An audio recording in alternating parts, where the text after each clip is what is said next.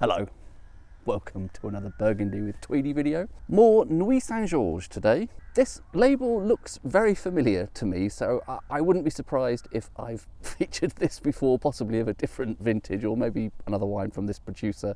It is Domaine Chevillon and it's a 2016 vintage. Vielles as well, not a particular vineyard or anything, but from old vines. This is another wine I bought from Fortnum & Mason the other day when I picked up that Harmon Gevrey Chambertin, the 2021, and as the staff in the store were very keen to tell me, pretty good price. I mean, they seemed to think it was an absolute bargain. 50 quid for, you know, something of a decent age. And I think 2016 is a vintage that is generally quite well regarded for Burgundy overall. I think I always personally preferred 2017 of that sort of era. But anyway, here we are. Most people seem to think 2016 did quite well. The heath is very, very busy today. There's been some sort of cross-country run on or something like that. That's probably displaced all the walkers a bit.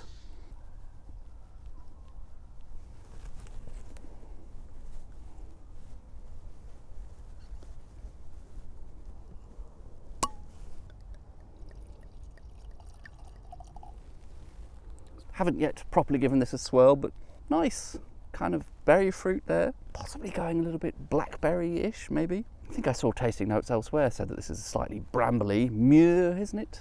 The French word for blackberry. Maybe a little bit of black currant and some other dark fruit in there. Sort of darkish colour, but not very dark. That's probably fairly standard burgundy sort of colour, somewhere in the middle. A little bit of a swirl, a little bit fresher and fruitier, brighter after a swirl. It's quite a nice nose actually, really fruit forward, I would say, rather than anything else. Slightest hint around the edge of something slightly licoricey, tobacco-y, something like that, but quite subtle. Mainly quite a nice, clean, pure, dark berry fruit sort of a nose. Nice, pretty nice. Oh, hint of wood there? Yeah, maybe a hint of something woody as well. Brambly, woody. It's a good wine from that profile to be drinking here in the woods. I'm sure some Sous-Bois will come along. There's certainly plenty of Sous-Bois around me if it's not in the glass. Nice, okay, that's a pretty good start.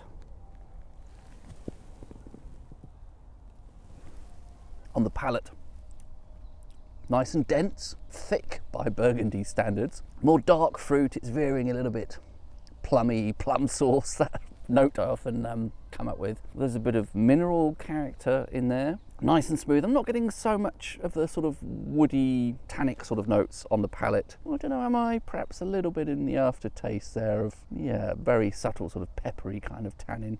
Okay, now I'm noticing the tannins. They are definitely there. But it seems to fit here somehow. I don't know quite why. Perhaps it's that brambly character and the fact that it is quite dense, concentrated, but in a sort of thick, syrupy way. It's not sweet, but you know, that kind of almost very slightly viscous mouthfeel. Quite bold actually, quite a powerful sort of a Nuits Saint-Georges. I'm really taken with that. I'm probably just repeating myself now, but it is rich. It does feel slightly autumnal. Perhaps I'm reading too much into that, but that sort of slight woodiness, the brambles, the density of it. Making this up. And it's nicely balanced. Nice acidity, slightly savoury character actually on the palate, a little bit of mushroomy savouriness, a bit of minerality there. There is definitely some tannic backdrop, but I'm actually quite enjoying that for a change. It seems appropriate somehow, but overall quite dense, quite rich, quite a big Burgundy by the Côte de Nuits standards especially. I think Nuits Saint-Georges and Vielles Chambertin are the two from the Côte de Nuits that tend to be sort of a bit bigger and more powerful, and the others perhaps do more kind of finesse and elegance, something like that. Maybe available even more cheaply elsewhere, I don't know. But it seemed like a decent price for something off the shelf in a shop like Fortnum & Mason, where you'd expect always to pay a premium. I'm constantly surprised by the fact that actually, often for wines in particular, that their prices are actually pretty reasonable. And I think they often deal with producers that perhaps aren't sold widely elsewhere. I don't think I've seen Harmon Gevrey in many other wine merchants. This perhaps is a bit more common, Chevillon. I think I've seen these guys around. That is pretty nice. I'm definitely enjoying that. And hopefully for once people won't say I'm drinking it far too young. 2016, 8 years old now. Definitely coming into its own. Cheers.